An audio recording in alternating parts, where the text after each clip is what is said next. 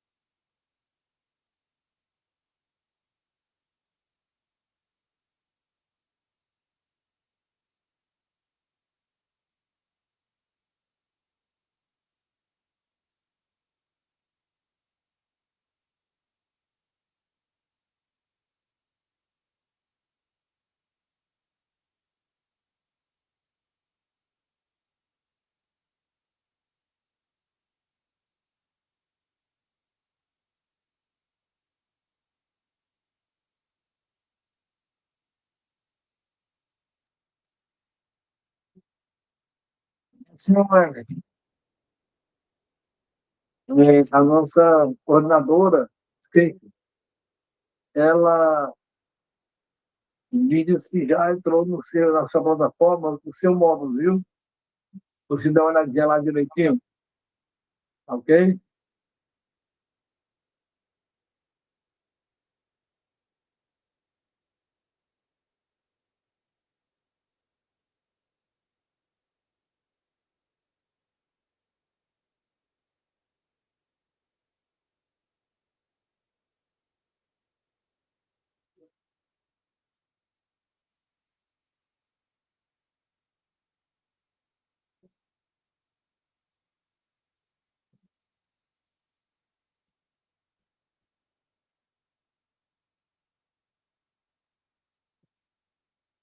Não tem problema, tá? Estão lá ajustando lá, viu?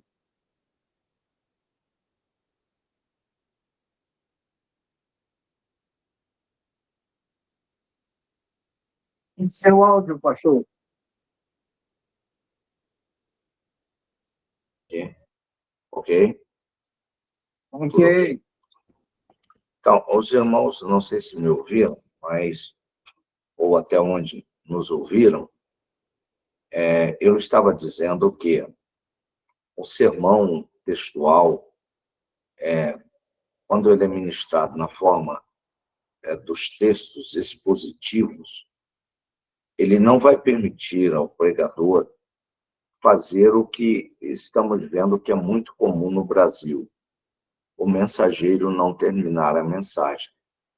Ele escolhe um momento alto da mensagem e ali ele paralisa, vendendo a sua própria imagem como se fosse algo espetacular, como se ele fosse... na realidade, é um aspecto muito tendencioso de interesses meramente humanos. O pregador precisa ser muito centrado na mensagem que ele vai pregar. Eu, particularmente, aconselho... Não dá também, pô. Não dá também, né? Dá também. Os pés juntos para aí.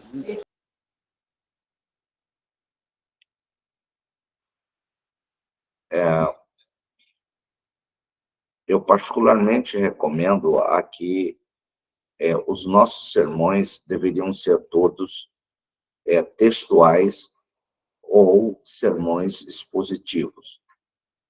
Nós podemos, além daquilo que nós já vimos sobre o aspecto teórico do sermão textual, nós podemos expor o texto na forma expositiva. Mas, para isso, nós temos que seguir alguns princípios básicos, que nós vamos, então, tratar disso nessa aula. Há muita gente famosa pregando por aí, cujos sermões não obedecem o mínimo dos critérios estabelecidos pelo regramento homilético. E às vezes, até alcançam muita expressão nacional, quando, na verdade, edifica muito pouco aquilo que diz. Então, nós vamos começar aqui, né, retomando aí aquele finalzinho de aula. Nós temos o primeiro princípio básico para a preparação de um esboço textual.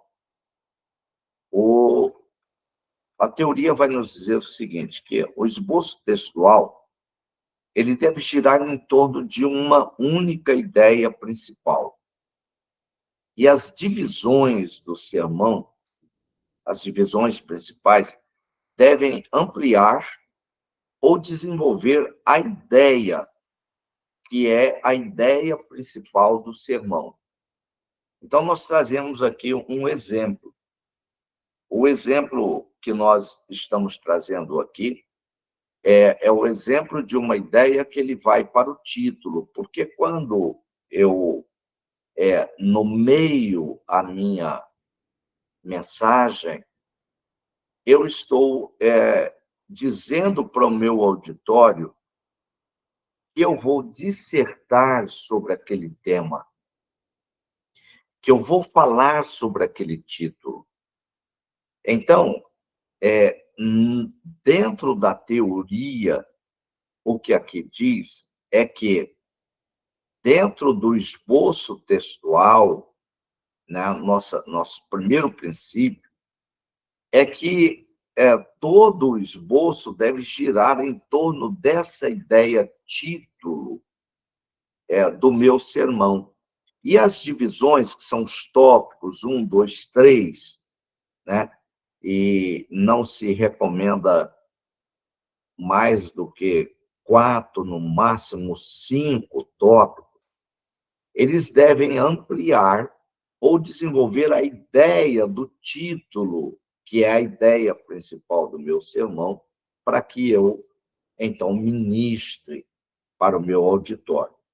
Então, nós tomamos o exemplo aqui do sacrifício do crente.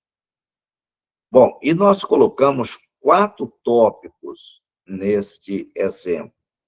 O tópico A, B, C e D.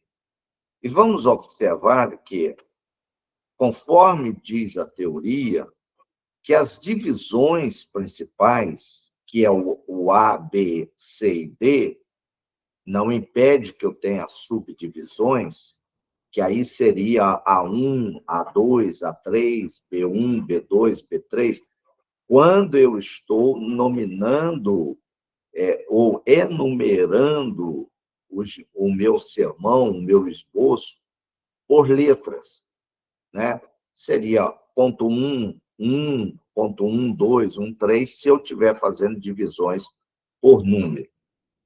Então, as divisões principais devem ampliar a ideia do meu título, a ideia central que eu vou pregar, o sacrifício do crente. Letra A. Primeira ideia, e tem que ser extraída do texto, lembrando da regra básica que nós vimos na aula passada, é que o próprio texto tem que me fornecer as divisões do meu sermão.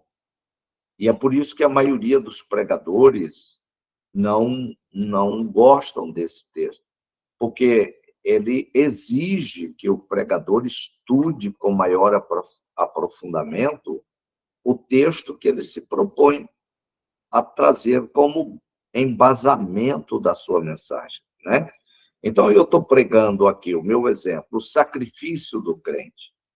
Bom, o primeiro ponto que eu destaco aqui na minha ideia principal para que gire em torno dessa ideia, a minha divisão, é a razão do sacrifício.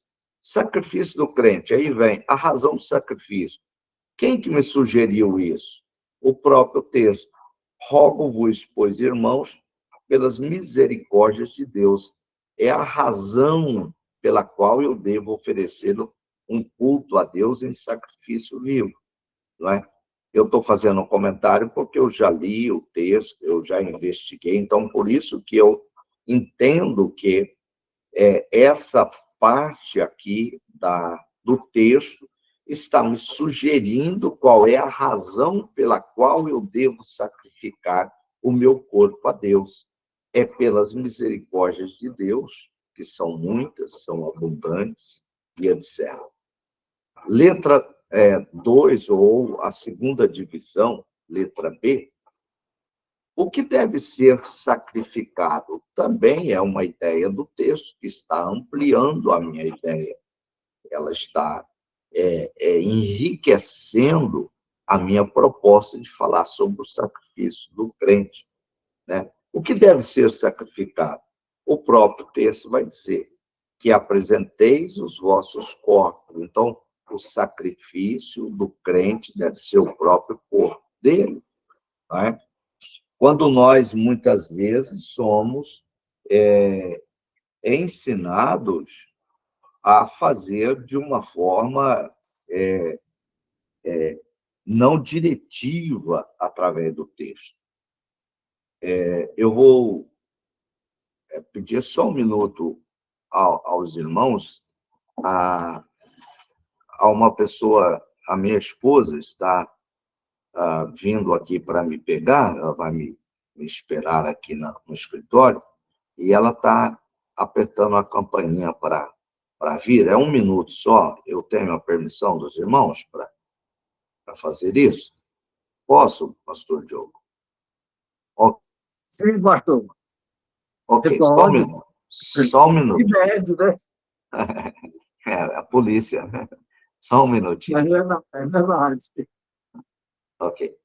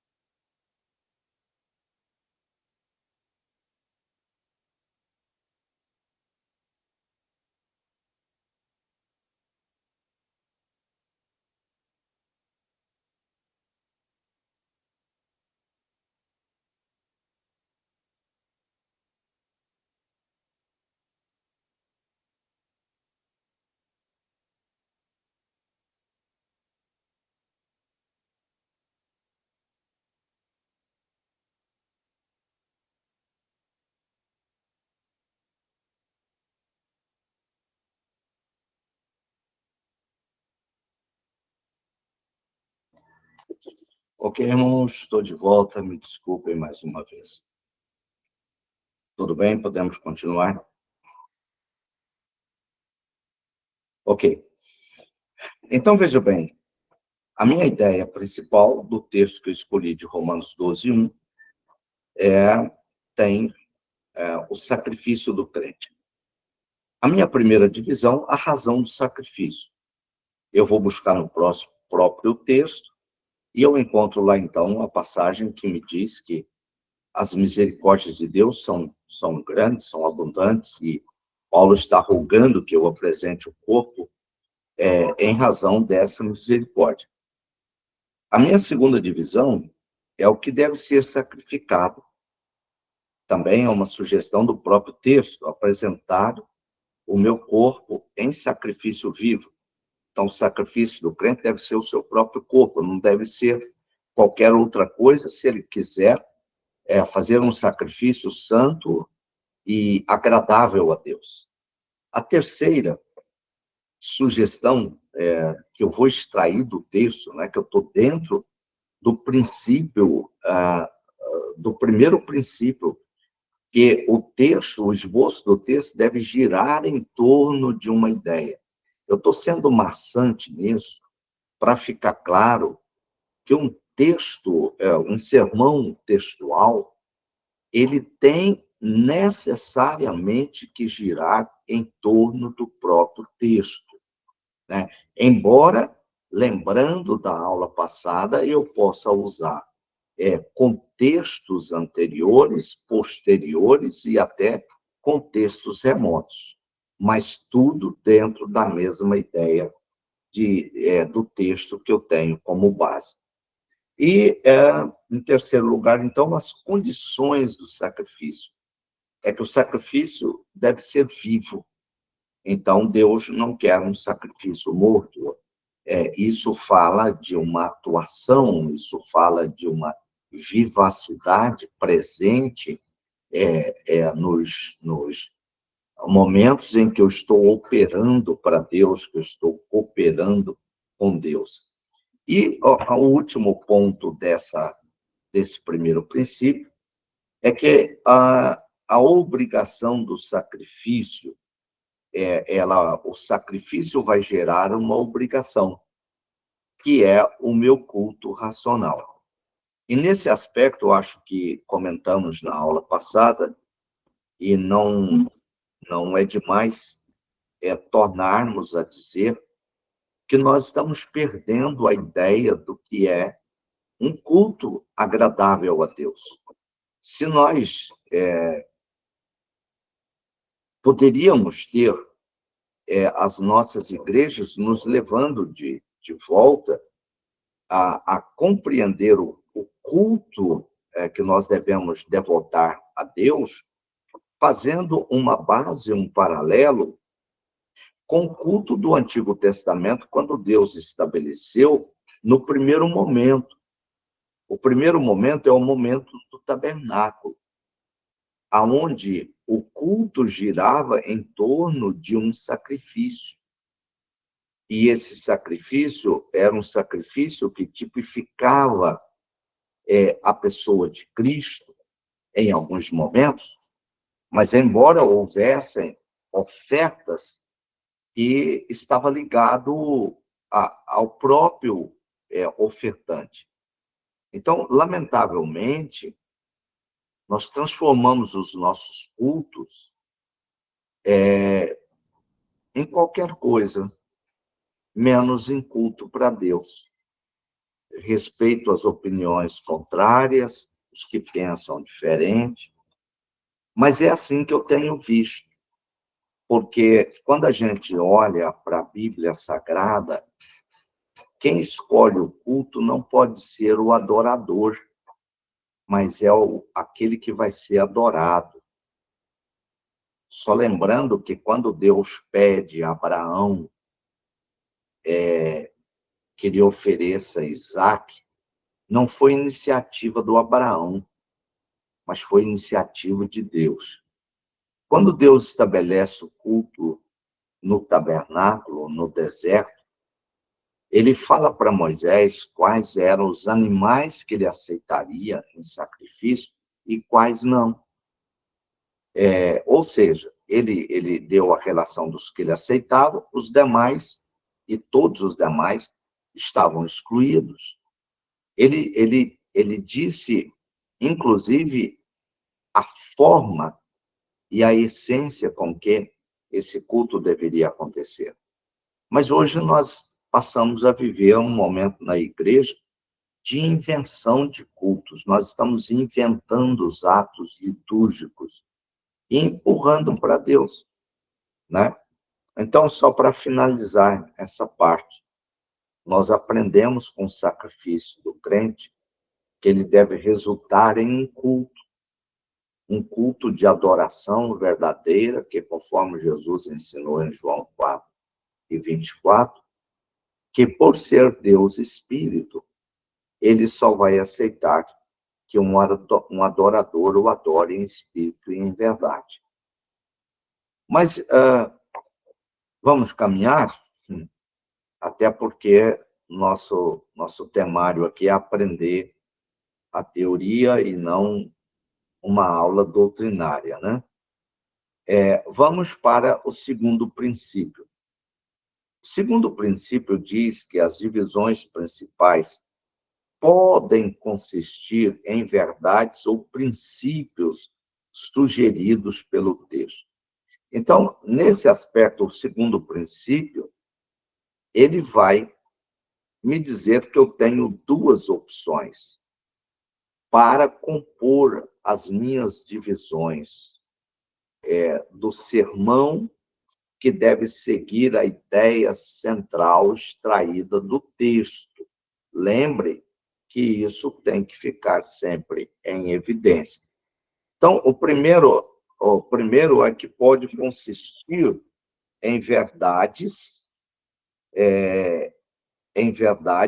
ou princípios que sejam sugeridos pelo texto. Então, quando nós fazemos um esboço, o esboço não é uma análise do texto. As verdades ou os princípios já constituem as divisões. Ou seja, eu simplesmente pego do texto a divisão que sugere uma verdade ou um princípio e coloco como divisão. Então, é isso que está dizendo o segundo princípio, a segunda regra. Então, nós vamos pegar o esboço de João, capítulo 20, verso 19 e 20. Um texto que até nós chegamos a ler na aula passada, mas já foi muito corrido. Eu vou retomar a leitura.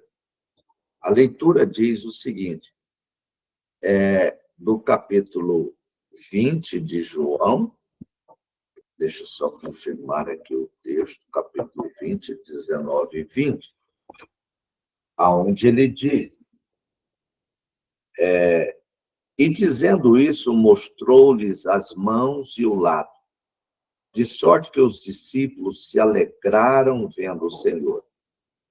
Desculpa, eu não li o 19. Chegada, pois, a tarde daquele dia, o primeiro da semana, e cerradas as portas onde os discípulos, com medo dos judeus, se tinham ajuntado, chegou Jesus e pôs-se ao meio e disse-lhes, paz seja convosco.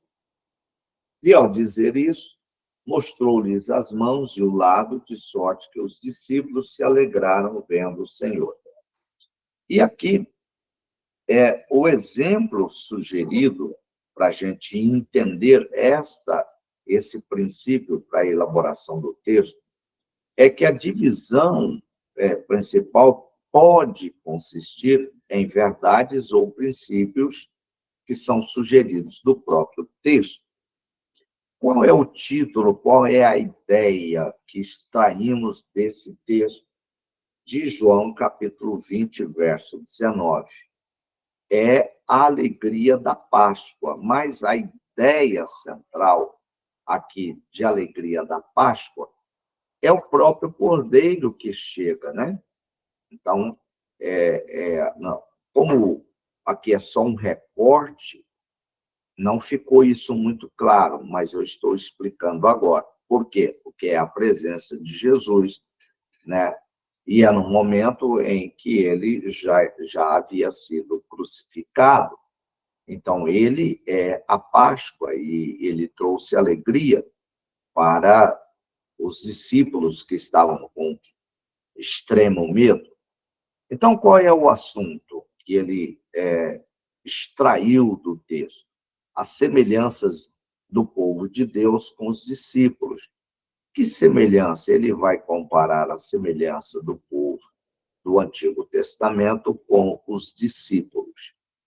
Aí vem a minha primeira divisão. À semelhança dos discípulos, o povo de Deus, às vezes, se encontra perturbado, sem a consciência da presença de Cristo. Então, o que o texto aqui mostra? Os discípulos estavam extremamente amedrontados, sem perceberem que poderiam contar sempre com a presença de Jesus. Lembrando que Jesus, ele, após a sua ressurreição, ele prometeu que estaria com os discípulos todos os dias até a consumação dos séculos. Isso vale para eles lá, valeu para eles lá, mas vale para nós também hoje. Então, à semelhança dos discípulos, nós, o povo de Deus, às vezes ficamos perturbados por muitas coisas, sem termos a consciência de que Cristo está conosco, né? E aí eu tenho duas subdivisões que vão me explicar isso. Às vezes, se encontra profundamente perturbado por causa de circunstâncias adversas. No caso dos discípulos, eles estavam com medo porque esperavam que Jesus fosse o remidor de Israel e, no entanto, eles estavam sentindo a ausência dele. E havia uma perseguição aos cristãos e o medo deles era muito grande, porque, na realidade, eles não sabiam o que ia acontecer com eles, que eram seguidores diretos de Cristo. Segunda subdivisão, às vezes, o povo de Deus se encontra desnecessariamente perturbado em meio a circunstâncias adversas. Então, no meio de uma circunstância, a primeira coisa que se deve fazer é retomar a calma, né? É entender que o sobressalto de atitudes ele só pode transtornar a situação ainda mais. Se os discípulos tivessem se acalmado, eles teriam talvez percebido melhor que eles não estavam sozinhos, que já havia notícias da ressurreição de Cristo e etc. Segunda divisão. À semelhança dos discípulos, o povo de Deus experimenta o consolo de Cristo. Então, enquanto eles estavam amedrontados naquela sala, né, eles acabaram experimentando ali a chegada de Cristo, a presença de Cristo. Então, assim como eles, muitas vezes nós estamos atravessando momentos difíceis e acabamos experimentando o consolo que vem, porque Jesus nos vê desesperado e ele vem em nosso auxílio, demonstrando que não havia nenhuma razão para aquele extremo de pânico e medo. Então, vamos ver o verso 19b e 20a, aonde ele diz, né, que eles estavam com a porta cerrada, onde os discípulos, com medo dos judeus, se tinham ajuntado. Então chegou Jesus e pôs-se ao meio, disse-lhes: paz seja convosco. E dizendo isso, mostrou-lhes as mãos e o lado, para provar que realmente era ele. Então, como ele diz aqui, às vezes nós experimentamos o consolo de Cristo em situações que estamos em pânico, mas porque nós, às vezes, perdemos um pouco a nossa fé em Cristo, né? E ele usa duas subdivisões aqui, dizendo que eles experimentaram o consolo de Cristo por sua vinda a eles, quando mais precisavam dele. Evidentemente que todos nós, como cristãos, sabemos disso, já tivemos experiência que nos mostrou que nos momentos mais difíceis da nossa vida são os momentos que mais Deus esteve ao nosso lado e Cristo demonstrou que verdadeiramente Ele é aquele que nos guarda, que nos protege.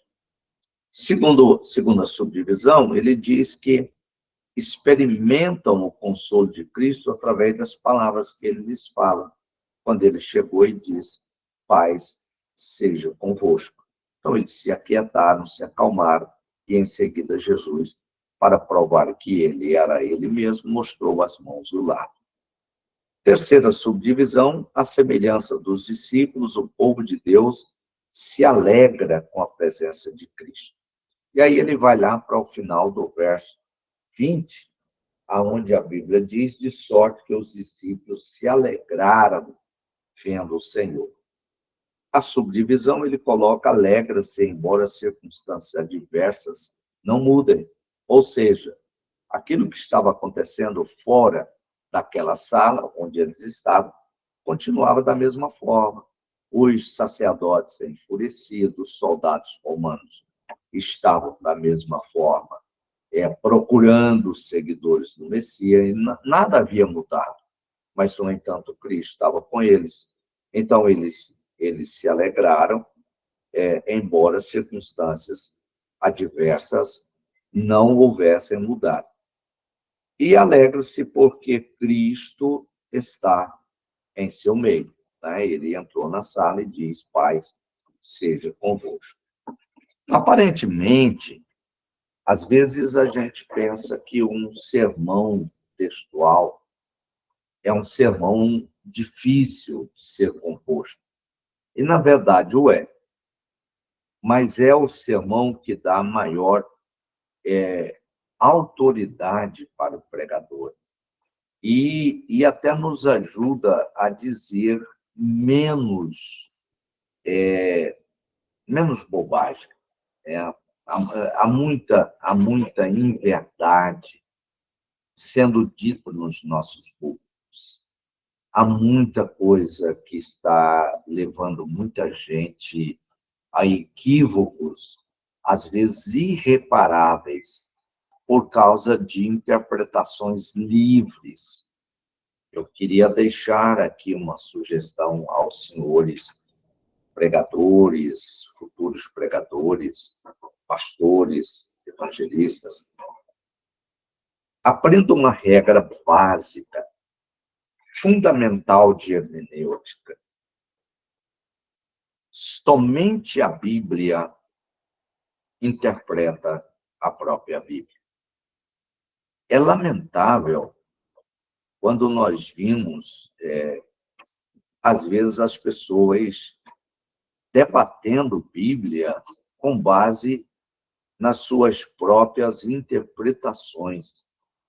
Isso é lamentável, isso nunca deveria acontecer. As grandes heresias, as religiões, as seitas falsas que nós temos aos montes e cresce cada vez mais, é por causa de interpretações individuais, livres, abertas, sem nenhuma fundamentação. Né? Então, tenhamos cuidado com isso. Né? Vamos deixar que a Bíblia interprete a própria Bíblia. Se não tiver escrito, não diga. o apóstolo Paulo, no capítulo 4 de 1 aos Coríntios, ele faz essa assertiva. Ele diz: eu apliquei essas coisas a mim e a Apolo, para que em nós aprendais a não ir além do que está escrito. Não é? Então, nós precisamos limitar as nossas mensagens ao que está escrito, não ao que pensamos, por mais que nós sejamos bem intencionados, por mais que os nossos pensamentos sejam bons. Há uma advertência que eu estou aí fazendo aos colegas. Vamos para a terceira regra, o terceiro princípio para a elaboração desse sermão textual. Dependendo da perspectiva que examinamos, é possível encontrar mais de um tema ou ideia dominante em um texto. Mas cada esboço deve desenvolver somente um assunto. E ele vai dar um exemplo aqui de 5 mensagens que podem ser extraídas de um único versículo, e um versículo, embora bastante conhecido, mas um versículo relativamente pequeno. É quando ele fala sobre a dádiva de Deus. Então, a primeira ideia que ele diz é que a dádiva de Deus é uma dádiva de amor. E onde que ele vai fundamentar isso? No Evangelho de João, capítulo 3, verso 16. E qual é a ideia, né, do texto que deu para ele essa ideia principal, que diverge das outras ideias? Ele diz: porque Deus amou o mundo de tal maneira. Né? Então, qual que é a dádiva do amor? Essa dádiva que ele deu é uma dádiva resultante de amor. Né? Então, essa é a ideia. Você trabalhar um sermão que fala sobre a dádiva de Deus, baseada no fato do amor dele. Aí você pode trabalhar os tipos de amor, para dizer que o amor de Deus é expresso pela uma única expressão do grego, né? Uma vez que no grego há 4 palavras para expressar o amor, mostrar que o próprio Deus é o amor, portanto, essa dádiva dele pelo próprio texto, é ele próprio, né? Porque a Bíblia diz que Deus é amor. Então, se a dádiva dele é uma dádiva de amor, e aí, é claro, não é a ideia que nós estamos trabalhando aqui, essa é uma ideia única. Né? Por quê? Porque a regra diz que, dependendo da perspectiva que examinamos, é possível encontrar mais de um tema ou ideia dominante em um texto. Mas cada esboço, cada ideia deve gerar um esboço. E nós devemos desenvolver somente um assunto. Né? Então, ele vai dizer, olha, é uma dádiva de amor, porque Deus amou o mundo de tal maneira. Segundo, é uma dádiva sacrificial, porque deu o seu filho unigênito. Então, é um sacrifício, é uma dádiva que ele, embora fosse amorosa, mas era também sacrificial. Letra C, é uma dádiva eterna, ou seja, aquela dádiva foi dada para que os homens que crescem nele, né, a humanidade, não perecesse, mas tivesse a vida eterna. E é uma dádiva universal, todos, né, todo que crê. Então, essa dádiva que Deus deu aos homens é uma dádiva universal. E é uma dádiva condicional. Por quê? Porque condiciona a necessidade de crer para receber a dádiva de Deus. Nós sabemos que dádiva é uma doação, Mas a doação pode ser condicional. A pessoa vai receber se ela fizer determinada coisa. E, no caso de Deus, a dádiva dele tem como condição que o homem creia, né, que ele enviou o seu filho para a salvação de todo o que crê. Bom, vamos para o princípio número 4, para a elaboração do texto expositivo. As divisões principais devem vir em sequência lógica ou cronológica. Devemos observar isso. Quer dizer, a divisão que eu vou fazer no meu sermão, ela deve obedecer ou uma sequência lógica ou uma sequência cronológica. A sequência lógica é que eu tenho que fazer as coisas de tal maneira que há uma lógica no desenvolvimento da ideia. Eu não posso contrapor essa lógica, dizer uma coisa positiva e uma negativa, por exemplo, né? Contradizer aquilo que eu estou dizendo numa divisão anterior. Como também eu não posso fazer uma miscelânea na cronologia.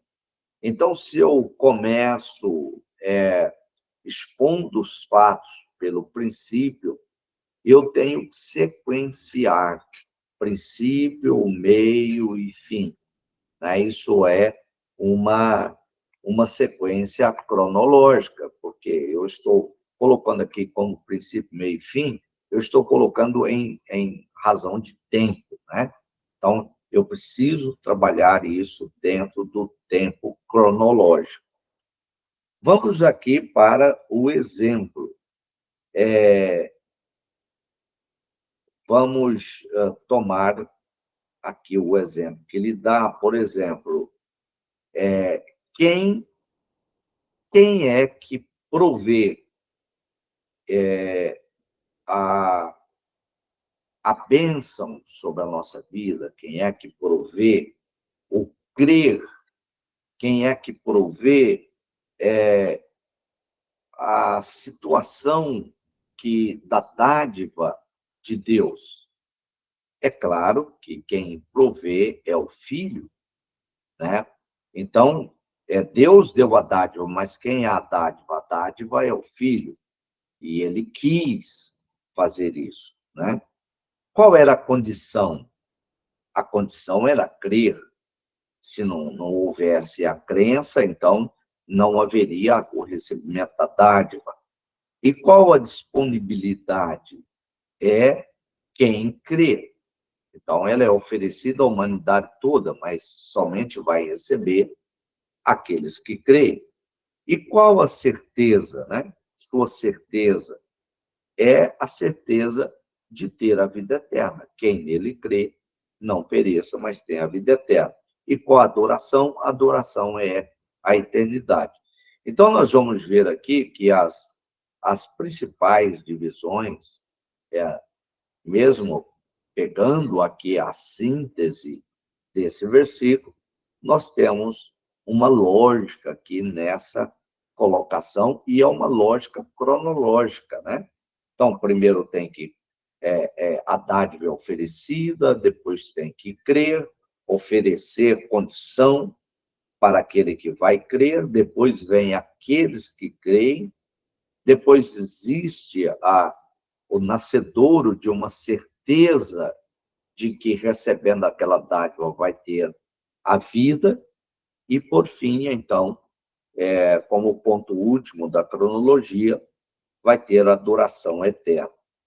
Então, esses são os pontos que precisam ser estudados posteriormente. Regra número 5. As próprias palavras do texto podem formar as divisões principais do esboço. As próprias palavras do texto podem formar as divisões principais. Por que ele está colocando aqui podem? Porque lá atrás nós vimos a regra e diz que as divisões do texto as divisões do sermão são sugestões do próprio texto. Aqui ele está dizendo que podem ser as próprias palavras do texto. Não tem problema nenhum eu pegar um texto e, encontrando nele a gente chama de divisão natural. É quando você tem um texto que ele já te oferece um esboço naturalmente. Você não tem que fazer nada, você só pega as palavras do texto e você as distribui dentro de uma divisão. Esse é um esboço natural. Ele já existe na Bíblia e há muitos, né? Só que é preciso ler com acuidade, né? É preciso olhar, é como garimpar.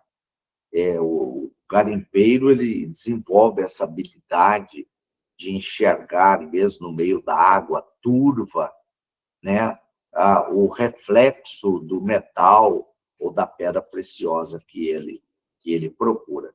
Assim somos nós, quando nós estamos investigando a Bíblia, buscando palavras e argumentos para o nosso sermão, é como um garimpeiro que está a garimpar. Então, vamos pegar aqui para ver o texto que ele nos trouxe e para ver como é que ele vai trabalhar essas ideias das próprias palavras, formando as divisões principais do esboço. Então, o título, Por que Jesus veio? E ele vai pegar, muito provavelmente, Lucas 19:10, onde ele diz que o Filho do Homem, ele veio buscar e salvar o que se havia perdido. Então, ele vai colocar como divisão para o sermão, cujo título é Por que Jesus veio? A letra A, o Filho do Homem veio buscar o perdido. Segunda divisão, o Filho do Homem veio salvar o perdido. Então, se você for lá em Lucas 19:10, Jesus, ao anunciar sua missão aqui na Terra, ele diz porque o Filho do Homem veio buscar e salvar o que se havia perdido. Né? Então, por que Jesus veio? Ele veio, o Filho do Homem veio buscar o que estava perdido. Ele veio buscar e salvar o que havia perdido.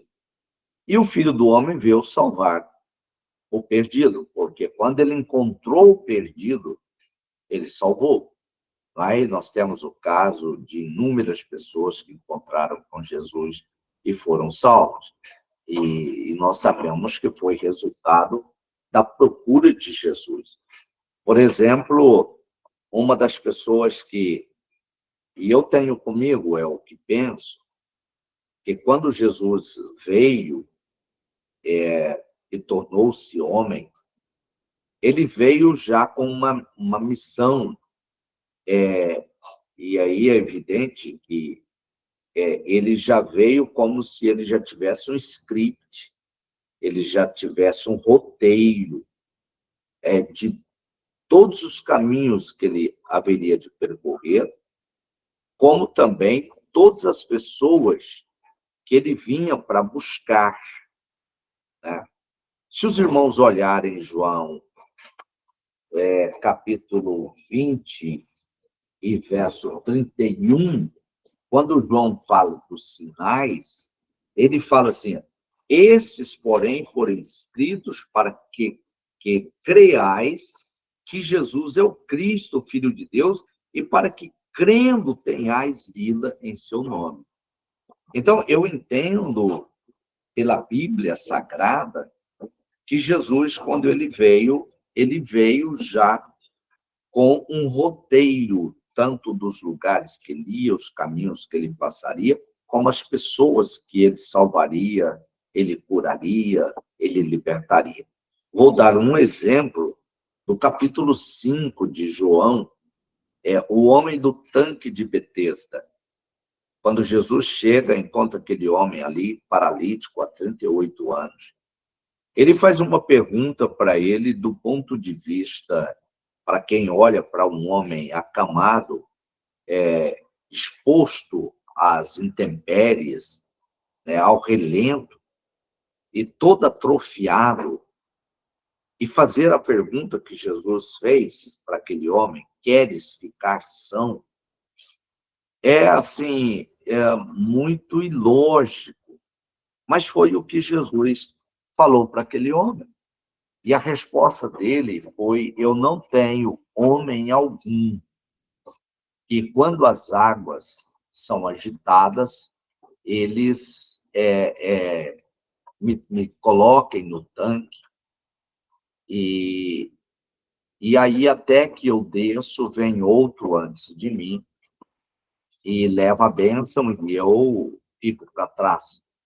E Jesus disse para aquele homem: tome a sua cama e vá para a sua casa. Ora, mas o texto ali nos fala que ali havia centenas de pessoas mancas, aleijadas, ressecadas, gente de todas as estirpes de enfermidades, com enfermidades. Mas Jesus só curou aquele homem. Então, eu tenho que entender pela Bíblia que Jesus veio já com um roteiro de todas as pessoas que ele encontraria e salvaria. E ele passou pelos caminhos onde proporcionaria essas pessoas encontrá-lo. Como era o caso de Zaqueu, que ele foi a Jericó, né, para que Zaqueu fosse despertado para subir numa figueira para ver Jesus, e ele, então, o mandasse descer e entrasse em sua casa. A gente sabe que Jesus fez 2 grandes milagres em Jericó. O primeiro deles salvando Bartimeu e o segundo salvando Zaqueu, e foi embora. Será que não havia mais outras pessoas em Jericó que tinham problemas e que precisavam do auxílio de Jesus? É provável que sim. Mas, como disse João, estes sinais foram escritos para que creais que Jesus é o Cristo, o Filho de Deus. E, portanto, se a gente for continuar a análise, a gente vai perceber que Jesus veio tendo pessoas específicas em mente.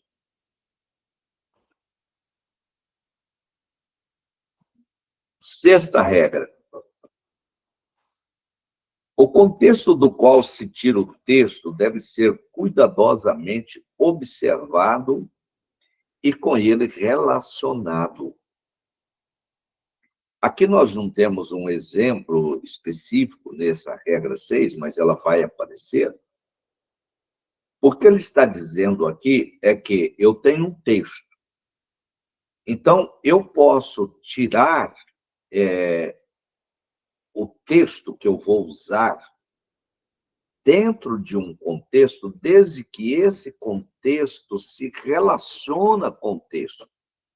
Porque muitas vezes eu faço um recorte em um texto e aquele texto, fora da amplitude do contexto, ele não tem nenhum relacionamento com ele, não está nada relacionado com ele. Não é? Isso a gente vê demais. Não é? Eu me lembro de uma mensagem de um texto que é extraído de Isaías, que foi muito, muito, muito usado em congressos de senhoras. Aqui no Goiás, antigamente, se fazia muito congresso de senhoras, quando as igrejas, a Assembleia de Deus ainda eram pentecostais. Uma mensagem do livro de Isaías que diz assim: levantai-vos, mulheres, do vosso repouso. Alguma coisa assim. E aí eles colocavam como texto, né, mulheres em repouso. Ora, o texto de Isaías não tem nada a ver com aquilo que eles queriam sugerir como tema da festa, né? Isso, para um pregador honesto, isso traz uma dificuldade tremenda. Por quê? Porque as pessoas estão querendo ouvir uma coisa, mas o texto diz outra. E o pregador, ele não pode pegar o embalo daquilo que é sugerido para ele. Ele precisa examinar o texto que é dado como base. E ele precisa se ater ao texto que é dado. Porque, às vezes, a pessoa que elaborou a ideia daquele congresso quer ouvir uma coisa, Mas o que Deus quer falar com a congregação, com a igreja, é outra coisa. Então, isso é muito importante que seja observado. Me lembro que uma vez, quando eu morava em Minas Sul, no congresso local,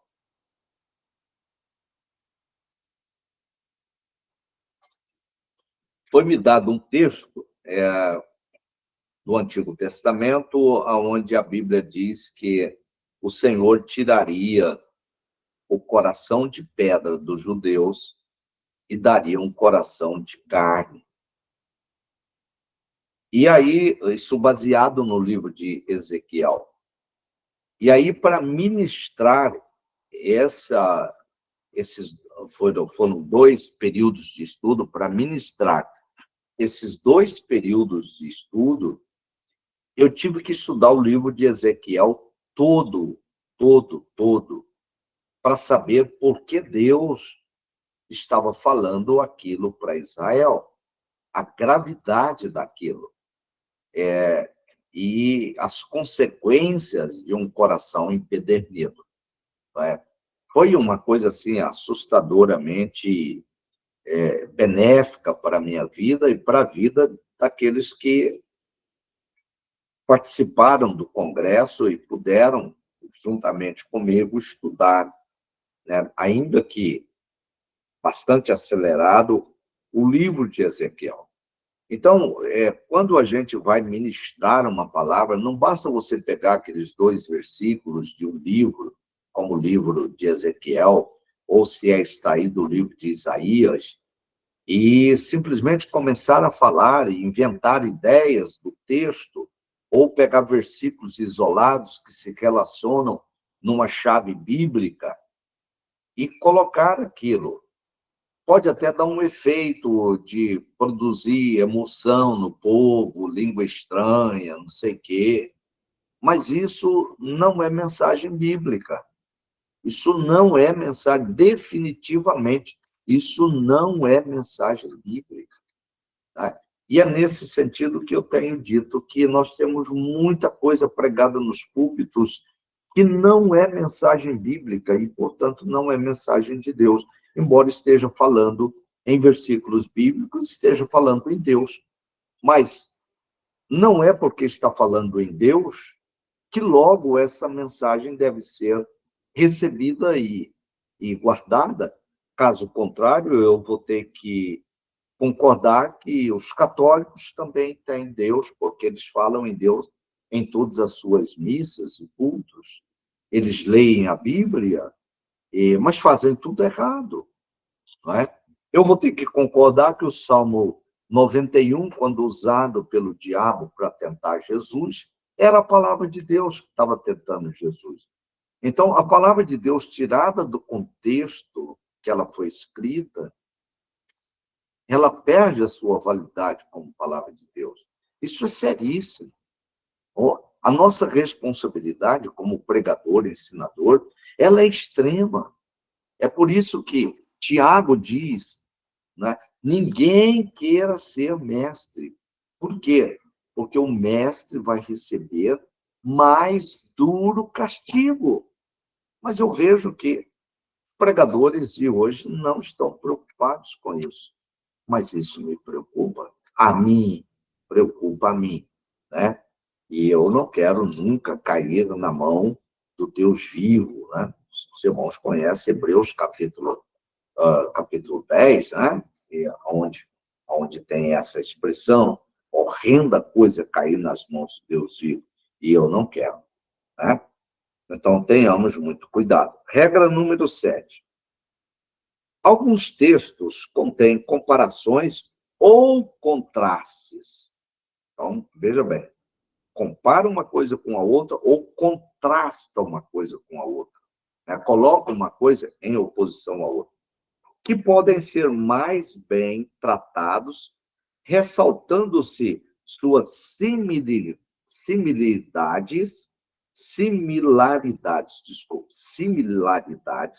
que é a semelhança, né? Uma coisa similar à outra, uma coisa parecida com a outra, ou diferenças propositais. Então, ele está dizendo aqui que alguns textos que eu posso usar no meu sermão textual, que esses textos podem conter comparações, um texto compara uma coisa com a outra, uma pessoa com outra, um ministério com outro, ou pode ter um contraste entre uma coisa e outra, entre uma pessoa e outra, que podem ser mais bem tratadas quando eu faço uma sobrelevação, quando eu faço um ressalto das similaridades ou diferenças propositais. Aí ele vai dar o exemplo. Título, né, da ideia que ele teve, do sermão dele. O homem bem-aventurado. Aí ele vai tratar, né, desse assunto. 2 aspectos do caráter piedoso. Letra A. O aspecto negativo. Separação dos que praticam o mal. Letra B. O aspecto positivo. Devoção à lei de Deus. Então, é muito importante quando nós podemos olhar para esses aspectos, né, que são relevantes. Se eu não estou enganado aqui, ele está tratando isso no Salmo 1º. O Salmo 1º e alguns salmos, né? Eu acredito que talvez os irmãos já estudaram os livros do Salmo. O livro do Salmo tem muito esse recurso, e o Salmo 1º é um deles. Ele diz aqui, ó, bem-aventurado o varão que não anda segundo o conselho dos ímpios, nem se detém no caminho dos pecadores, nem se assenta na roda dos escarnecedores. Está falando que não deve fazer um varão temente a Deus para ser bem-aventurado. Ele está dizendo que ele, além de não se assentar, além de não andar segundo o conselho dos ímpios, não se deter no caminho dos pecadores, nem se assentar na roda dos escarnecedores, ele ainda ele não faz isso que é negativo e tem um aspecto positivo. Qual é? Antes tem o seu prazer na lei do Senhor e na sua lei medita de dia e de noite. Ou seja, ele contrasta aquele que não segue o caminho do pecador, mas dizendo, ele não só não segue o caminho dos pecadores, como ele ainda tem como hábito, como rotina de vida, o meditar na palavra de Deus. Né? Então, nós temos esses importantes recursos para compor nosso sermão. Eu posso fazer uma similitude, eu posso comparar 2 textos, ou eu posso contrastar os textos. A regra número 8, ele diz 2 ou 3 versículos tirados de partes diferentes das Escrituras podem ser reunidos e tratados como se fosse um único texto, desde, claro, que esses textos se completem, pelo menos em suas ideias ou em suas naturezas. Nós não podemos pegar textos discrepantes e colocá-los, às vezes, porque tem as mesmas palavras no vernáculo nosso, né? Então, vamos lá. Ele vai pegar 1 Coríntios, capítulo 15, verso 10. Vamos ler aqui essa passagem onde Paulo está escrevendo aos Coríntios, né? 1 Coríntios 15, verso 10, onde ele diz: mas pela graça de Deus sou o que sou, e a sua graça para comigo não foi vã. Antes trabalhei muito mais do que todos eles. Todavia, não eu, mas a graça de Deus que está comigo. Então, esse texto bastante conhecido de Paulo, que diz que pela graça de Deus ele era o que era,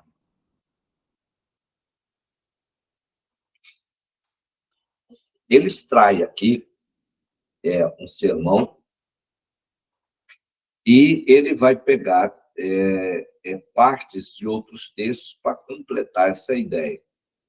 Aí a primeira divisão dele, ele colocou: deve ter sido um missionário humilde, servindo ao Senhor com toda humildade. Deve ter sido um ministério fervoroso, com lágrimas. Deve ter sido um ministério de ensino. Ia ensinar publicamente. Deve ter sido um ministério de poder. Trabalhei a graça de Deus. Ele citou um versículo, mas ele está pegando outros versículos que compõem a vida do apóstolo Paulo. Os irmãos certamente estão percebendo isso, né? Deve ter sido um ministério fiel. Jamais deixei de vos anunciar. E isso, uma boa parte deles está no próprio capítulo 15. Deve ter sido um ministério trabalhoso. Trabalhei muito mais do que todos eles. Está no próprio versículo. E o título que ele disse que seria adequado para esse esboço seria o ministério que conta. Eu diria mais que seria um ministério fiel, né? De um obreiro que se dedicou, ou um ministério de dedicação total. Tem muitas ideias que podem convergir bem para esse texto. Muito bem. Meus irmãos, então nós vamos aqui caminhando para o final e vamos aqui fazer os comentários finais, a conclusão, e depois eu abro para, se caso tiver algum comentário, pergunta, questionamento, estaremos aí finalizando a nossa aula. Então,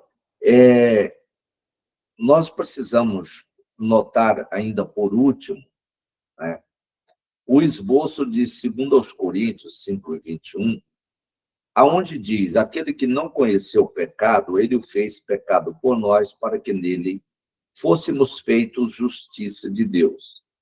Vamos observar nesse exemplo que, de acordo com a definição do sermão textual, as divisões principais são tiradas inteiramente do próprio texto, ao passo que as subdivisões não derivam necessariamente do texto, mas têm por base outras passagens bíblicas. Nós vimos isso no decorrer das nossas aulas, primeira e segunda, né? Então, o título que ele usa, o Salvador de pecadores, com base em quem? 2 Coríntios 5:21.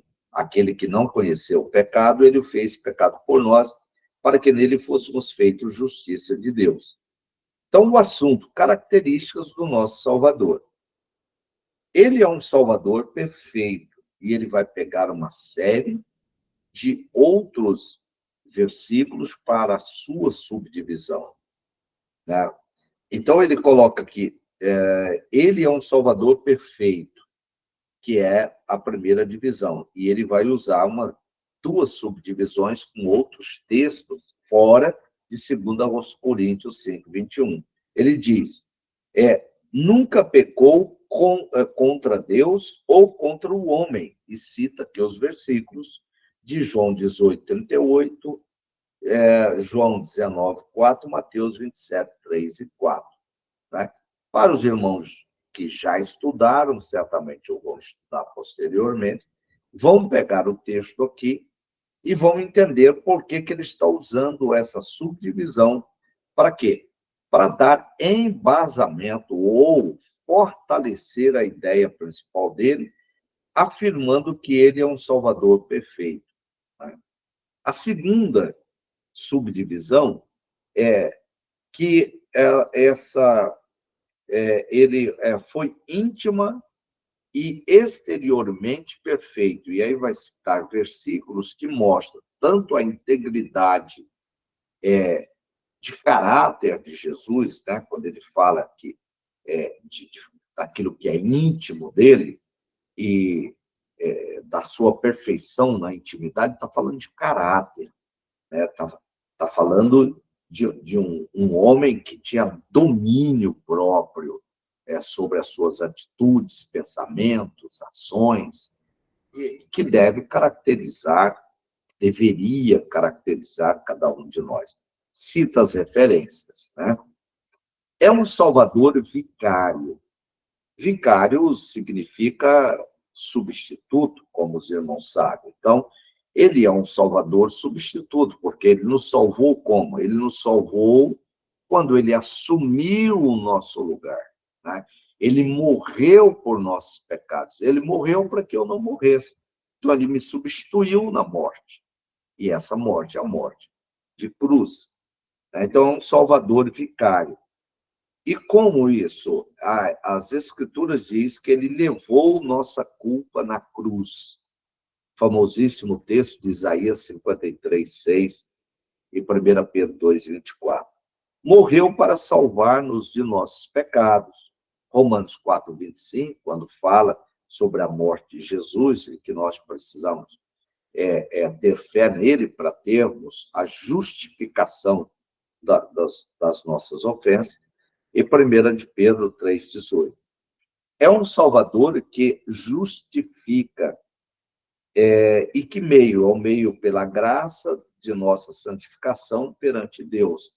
3:24, né? Quando 3:23 diz que todos pecaram e destituídos foram da graça de Deus, mas a justificação vem no verso 24, que por meio de Cristo nós fomos justificados.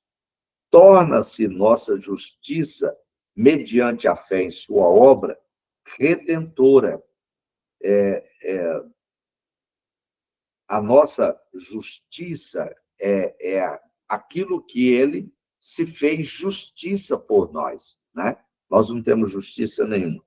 Então, torna-se nossa justiça mediante a fé em sua obra redentora. Quer dizer, a obra que ele fez para nos redimir, e como nós cremos nela, por meio dessa crença na obra redentora dele, então ele justificou as nossas falhas e as nossas ofensas. Então está aí o que é um sermão textual, com as suas dificuldades, e que exige que nós pratiquemos e que nós estudemos, né? Que a gente pegue isso aqui, estude, e pegue outros textos e, com base na teoria e na prática, aqui nos exemplos dados, a gente vá treinando fazer. É o único meio de aprender e eu não conheço outra forma. Que Deus abençoe a todos. Eu espero ter ajudado aí os irmãos de alguma forma. Senhor a todos. Alguns irmãos querem fazer alguma pergunta? Nosso mestre, nosso diretor? Essa é a hora. Os irmãos tiverem algumas dúvidas ou querem somar,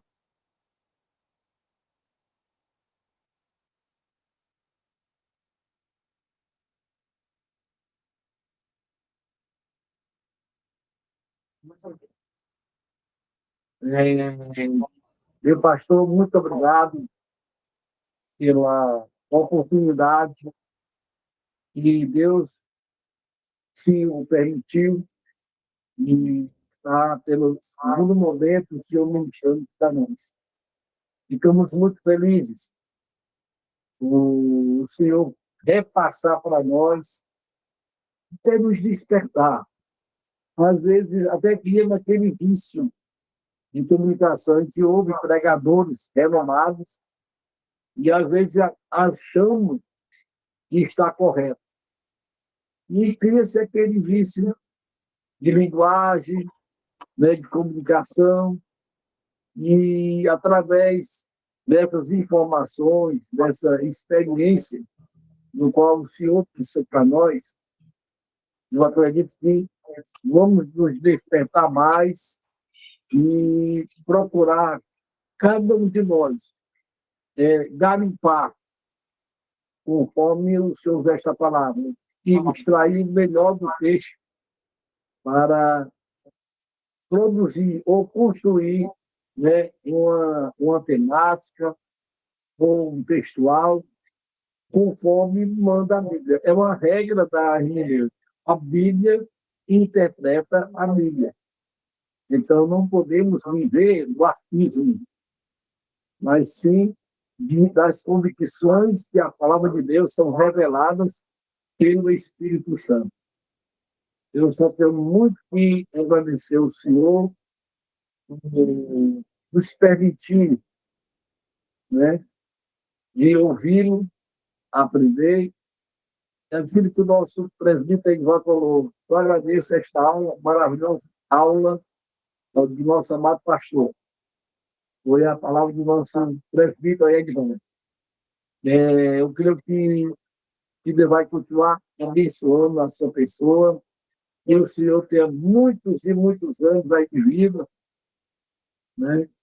Aqui até falei para os alunos, né, da sua experiência missionária, que é muito importante.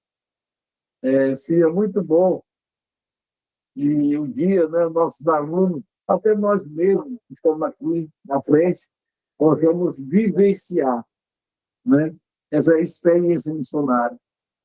Ouvir não é tão bom, não. Eu acho que é mais certo você vivenciar uma experiência, né? Segundo o Raimundo Santiago falou, a aula foi uma bênção de Deus, pastor. Glória a Deus. Então, há um aí dos comentários muito abençoados da aula, né?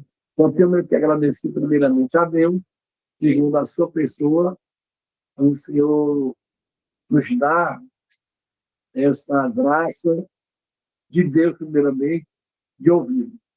Meu coração é eternamente grato. Amém, pastor Diogo. Eu que agradeço aí pela oportunidade, mais uma oportunidade que tive, né, de estar com os irmãos. Para mim é uma alegria, é um prazer, uma satisfação.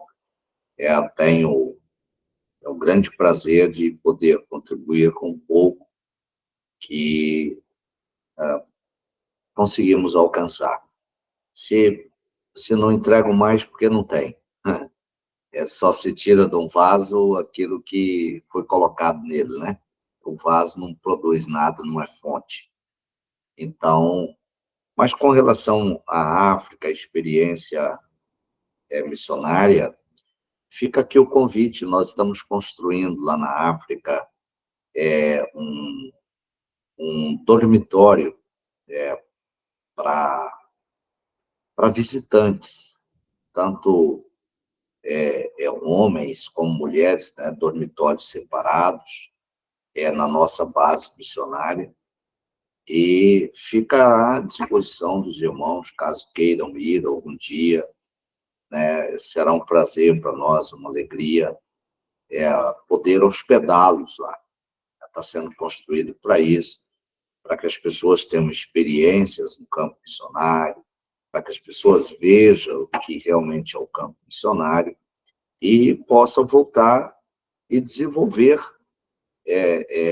ou crescer ainda mais um desejo missionário, né? Para nós será uma alegria crescente, muito grande. E eu me coloco à disposição dos irmãos quando for oportuno, para a gente estar junto aí em Sobral ou em qualquer outro lugar do Nordeste.